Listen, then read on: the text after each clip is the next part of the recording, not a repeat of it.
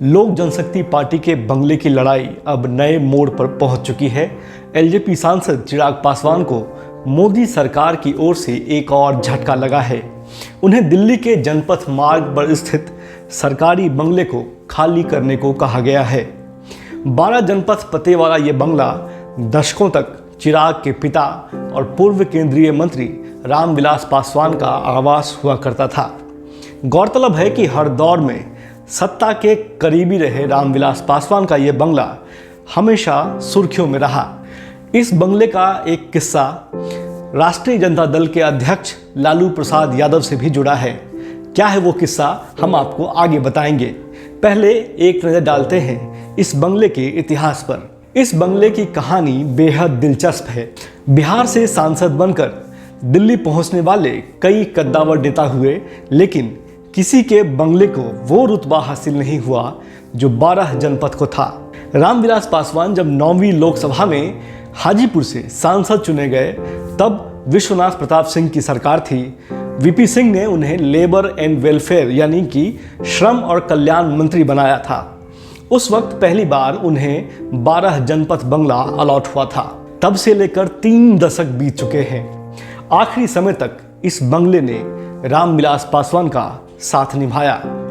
कई सरकारें आई और चली गईं, कई प्रधानमंत्री आए और चले गए, लेकिन 12 जनपद का नाम रामविलास पासवान से जुड़ा रहा।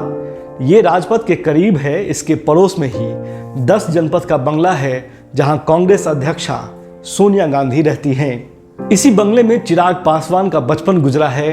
12 जनपद में होने वाली राजनीतिक पार्टियां सभी को याद हैं। होली हो, दिवाली हो या फिर ईद, सत्ता के शिखर पर बैठे कद्दावर नेता यहाँ की पार्टियों में शामिल होते रहे हैं। हम आपको बता दें कि बंगले के भीतर घुसते ही बाईं तरफ पूर्व केंद्रीय मंत्री रामविलास पासवान का ऑफिस था और दाहिनी तरफ चिराग पासवान का। अब हम बात करेंगे लालू यादव से इस 12 जनपद के जो रिश्ते हैं उसके बारे में। कैसे लालू यादव का नाम इस 12 जनपद के इतिहास से भी जुड़ा है। साल 2009 की बात है। लोकसभा चुनाव में यूपीए दोबारा सत्ता में लौटी थी, लेकिन रामविलास पासवान चुनाव हार गए थे। 12 जनपद बंगला खाली करने की नौबत आ गई। एक बार को लगा कि 12 जनपद और रामविलास का रिश्ता टूट जाएगा, लेकिन ऐन मौके पर लालू प्रसाद यादव अपने पुराने सहयोगी की मदद के लिए आगे आए।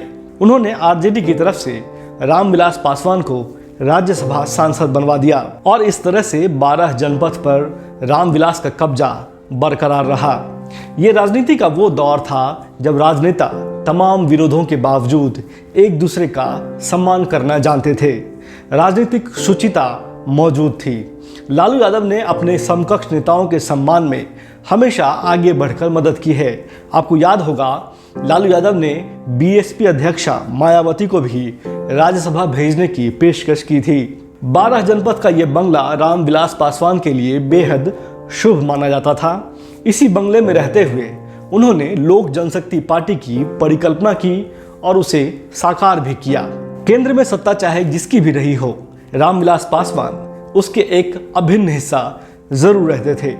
उनकी इसी काबिलियत की वजह से लालू यादव चुटकी लेते थे और उन्हें मौसम वैज्ञानिक कहते थे। कहते हैं बिहार से आने वाले हर नागरिक के लिए 12 जनपद के दरवाजे हमेशा खुले रहते थे, चाहे वो पार्टी समर्थक हों या इलाज या अन्य कामों के लिए आए हुए कोई आम नागरिक। यहाँ सबकी ज़रूरतें पूरी होती थीं। जब तक रामविलास पासवान जिंदा रहे, 12 जनपद का जलवा कायम रहा। लेकिन 8 अक्टूबर 2020 को उनकी मौत हो गई। तब से इस बंगले की किस्मत जैसे रूठ गई। ये बंगला राजनीतिक साजिश के केंद्र में आ गया। रामविलास पासवान के छोटे भाई पशुपति पारस ने अपने भतीजे चिराग पासवान के खिलाफ बगावत कर दी और पार्टी 2 फाड़ में बंट गई। देखते ही देखते एलजेपी के बंगले और 12 जनपद के इस बंगले दोनों पर से चिराग पासवान की पकड़ कमजोर पड़ गई।